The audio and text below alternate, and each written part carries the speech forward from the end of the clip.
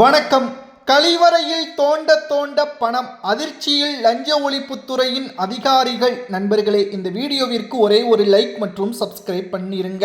திமுகவின் முன்னாள் அமைச்சர் ஏவா வேலு அவர்களது வீட்டில் அதிகாலையில் நடைபெற்று தற்பொழுது வரை விசாரணை மேற்கொள்ளப்பட்டு வரும் லஞ்ச ஒழிப்புத்துறையின் சோதனையில் வீடு முழுவதும் சுற்றி வளைத்து ஏவா வேலுவை வெளியே அனுப்பாமல் வீட்டிலேயே சிறைபிடித்து விசாரணையையும் நடத்தி வருகிறார்கள்.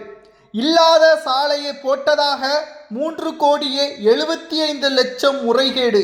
சாலை போடவே இல்லை, ஆனால் போட்டதாக கணக்கு காட்டப்பட்டு ஊழல் செய்த ஏவா வேலு அவர்களுக்கு பின்னால் முதல்வராக முன்னாள் முதல்வர் ஸ்டாலின் இருந்தாரா என்ற கேள்விகளும் தமிழக மக்கள் கேட்க ஆரம்பித்து விட்டார்கள். கிட்டத்தட்ட மத்திய அரசிடம் இருந்து பெற்ற நிதிகளை தமிழக அரசு மக்களிடம் வெளியிடவில்லை என்பதையும் இன்று மத்திய நிதியமைச்சர் நிர்மலா சீதாராமன் அவர்கள் செய்தியாளர்களது சந்திப்பின் பொழுது பேசியுள்ளார். கடந்த திமுகவின் ஆட்சியில் திமுகவிற்கு தமிழக மக்களின் நலனை கருதி ஒவ்வொரு ஆண்டும் நிதிகளை நாம் கொடுத்தோம், கடனாக அல்ல, சலுகைகளாக. ஆனால் அது மக்களுக்கு முழுமையாக செல்லவில்லை என்பதையும் இன்று நிர்மலா சீதாராமன் அவர்கள் செய்தியாளர்களது சந்திப்பின் பொழுது பேசியுள்ளார். ஆனால் இப்பொழுது இருக்கக்கூடிய தாவேகாவின் அரசு மக்களின் வேலைவாய்ப்பை பெருக்குவதற்கும் கல்வியின் வளர்ச்சியை பெருக்குவதற்கும் ஏற்பாடுகளை முதல்வர் விஜய் அவர்கள் சிறப்பாக செயல்படுகிறார் என்பதையும் தற்பொழுது செய்தியாளர்களது சந்திப்பின் பொழுது மத்திய நிதியமைச்சர் நிர்மலா சீதாராமன் அவர்கள் கூறியுள்ளார். ஏவா வேலு அவர்களது வீட்டில் நடைபெறக்கூடிய லஞ்ச ஒழிப்புத்துறை அதிகாரிகள் நடத்திய சோதனையில் கழிவறையில் பணங்கள் பதுக்கி வைக்கப்பட்டிருப்பதாகவும் சில தங்க கட்டிகள் கிடந்ததாகவும் தகவல்கள் கிடைக்கப்பெற்றுள்ளது. லஞ்ச ஒழிப்புத்துறை அதிகாரிகள் வெளியிட்டுள்ள முதல் தகவல் அறிக்கையில் இல்லாத சாலையை போட்டதாக மட்டும் சுமார் 3,75,00,000 முறைகேடு. 2 சொகுசு வாகனங்கள் யார் பெயரில் இருக்கிறது? இதற்கான பணம் எங்கிருந்து வந்தது? 18 கல்வி நிறுவன குழுமத்திற்கு கிடைக்கக்கூடிய வருவாய் அட்மிஷனின் பொழுது பெறக்கூடிய அந்த பணங்கள் அனைத்திலும் ஊழல் செய்யப்பட்டு ஏவா வேலு அவர்கள் திமுகவிற்கு பார்ட்டி ஃபண்டாக வழங்கியுள்ளார். இதற்கு பின்னணியில் திமுக ஆட்சியின் பொழுது பல சலுகைகளையும் வழங்கியது.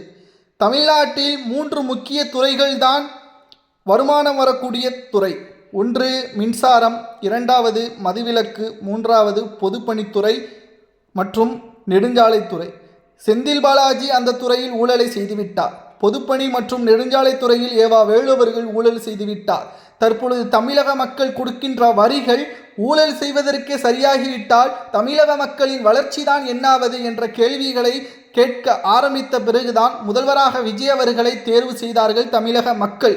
ஒவ்வொரு மாவட்டத்திலும் மருத்துவக் கல்லூரியுடன் மருத்துவமனைகளும் அமைக்க மத்திய நிதியமைச்சரை சந்தித்து முதல்வர் விஜய் அவர்கள் கடந்த முறை பேசியிருக்கிறார் என்று நிதியமைச்சர் இன்று சென்னையில் செய்தியாளர்களது சந்திப்பின் பொழுது கூறியுள்ளதாக நம்மால் பார்க்க முடிகிறது.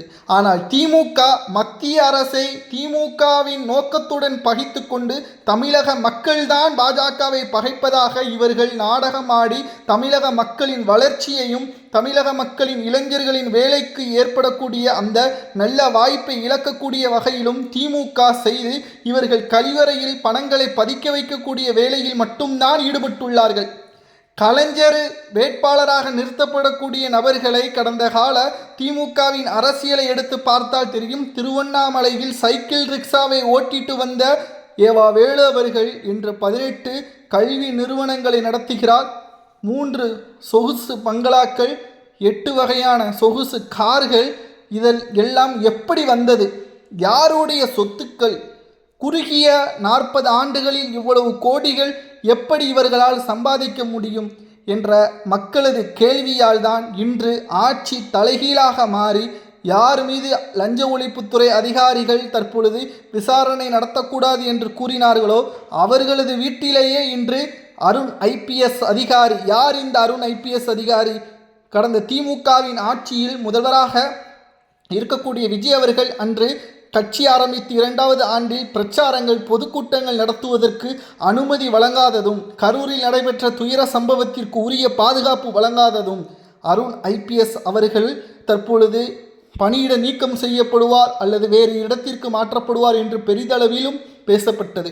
ஆனால் அவரை லஞ்ச ஒழிப்புத்துறையின் இயக்குநராக போட்டு திமுகவின் கூடாரத்தை இவரை வைத்தே நான் முடிக்கிறேன் என்று முதல்வர் விஜய் அவர்கள் செய்த தரமான சம்பவம் தான் ஏவா வேலு அவர்களது வீட்டில் யாரும் எதிர்பாராத அதிகாலையிலேயே சோதனைகள் நடத்தி சில ஆவணங்களும் போடாத சாலையை போட்டதாக 3,75,00,000 முறைகேடு செய்ததாகவும், கழிவறையில் தோண்ட சில பணங்களும் மூட்டையாக இருந்ததாகவும், சில தங்க கட்டிகள் இடம்பெற்றதாகவும் தகவல்களும் தற்பொழுது கிடைக்கப்பெற்றுள்ளது. 2வதாக ஆதவ் அர்ஜுனா அவர்கள், தாவேகாவின் மிக முக்கியமான அமைச்சர் ஆதவ் அர்ஜுனா அவர்கள் ஒரு தகவலை வெளியிட்டுள்ளார். திமுகவின் ஆட்சியின் பொழுது தமிழ்நாட்டு அரசின் 32 துறைகளில் தலா 16 துறைகளை பிரித்து, அதாவது 16 துறைகளாக பிரித்து சபரீசனும் உதயநிதியும் ஊழல் செய்ததாக நேரடியான ஸ்டேட்மெண்ட்டை கொடுத்திருக்கிறார் ஆதவ் அர்ஜுனா அவர்கள். அதாவது ஆதாரம் இல்லாமல் அமைச்சர் ஆதவ் அர்ஜுனா அவர்கள் கூற முடியாது. ஆனால் இப்பொழுது கூறியிருக்கிறார் என்றால் ஆவணங்களும் அரசு அதிகாரிகளும் அமைச்சர் ஆதவ் அர்ஜுனா அவர்களது பக்கம் இருக்கிறார்கள். நிச்சயமாக வீடியோவை கூட பதிவு செய்து வைத்துக் கொள்ளுங்கள், கமெண்ட் வாயிலாக கூட நீங்கள் தெரிவித்துக் கொள்ளுங்கள். இன்னும் 8 மாதங்களில் சபரீசன் அவர்களது வீட்டிலும் KN நேரு மற்றும் பொன்முடி இவர்களது வீட்டிலும் சோதனைகள் நடத்தப்படும். நேரடியாக ஸ்டாலின் வீட்டிலோ உதயநிதி வீட்டிலோ சோதனை நடத்தப்படாது. ஆனால் இவர்களை வைத்து சுற்றி வளைத்து நேரடியாக ஸ்டாலின் பக்கம் வர வைப்பதுதான் ஆதவ் அர்ஜுனா அவர்களது திட்டம். ஏனென்றால் நேரடியாக ஸ்டாலினை தொட்டால் திமுகவின் தொண்டர்கள், உடன்பிறப்புகள் மோதலில் ஈடுபடுவார்கள். இது அரசியலில் பரபரப்பை ஏற்படுத்தும். ஆனால் உண்மையான தவறு செய்தவர்கள் அனைவரும் அதற்கான தண்டனைகளை பெற வேண்டும். முறைகேடாக சேகரிக்கப்பட்ட சொத்துக்கள் அரசு கஜானாவிலோ அல்லது அரசு மருத்துவமனைகள் போதிய வசதி இல்லாமல் இருக்கக்கூடிய அந்த மருத்துவமனைகளின் மேம்பாட்டிற்கோ முதல்வர் விஜய் அவர்கள் இந்த நிதியை செலவு செய்யலாமா என்பதை மக்களாகிய நீங்கள் தான் கமெண்ட் வாயிலாக கூற வேண்டும். ஆனால் ஆதவ் அர்ஜுனா அவர்கள் கூறுவது போல 16 துறைகளாக பிரித்து கடந்த ஆட்சியில் முறைகேடு நடந்திருக்கிறது என்றால் நிச்சயம் அதற்கான தண்டனைகளை பெற வேண்டும். ஆனால் தற்பொழுது முதல்வர் விஜய் அவர்கள் அடுத்த கட்ட நடவடிக்கை என்ன, அவரது அரசியல் என்பது சைலண்டாகவும் அதிரடியாகவும் இருப்பதாக பரபரப்பான செய்திகளை நம்மால் பார்க்க முடிகிறது. ஏவா வேலு அவர்களது கழிவறையில் கிட்டத்தட்ட சில ஆவணங்களும் பணங்களும் நகைகளும் கைப்பற்றப்பட்டதாகவும் கூறப்படுகிறது. விசாரணை முழுமையாக முடிந்த பிறகு அமலாக்கத்துறை அதிகாரிகளது அந்த ஆய்வறிக்கை வெளியிடும் பொழுது நாம் நேரடியாக பதிவு செய்கிறோம். என்ன பணங்கள், எவ்வளவு மற்றும் என்ன ஆவணங்கள் எல்லாம் கைப்பற்றினார்கள் என்பதை நாம் அடுத்த வீடியோவில் பார்க்கலாம். நன்றி, வணக்கம்.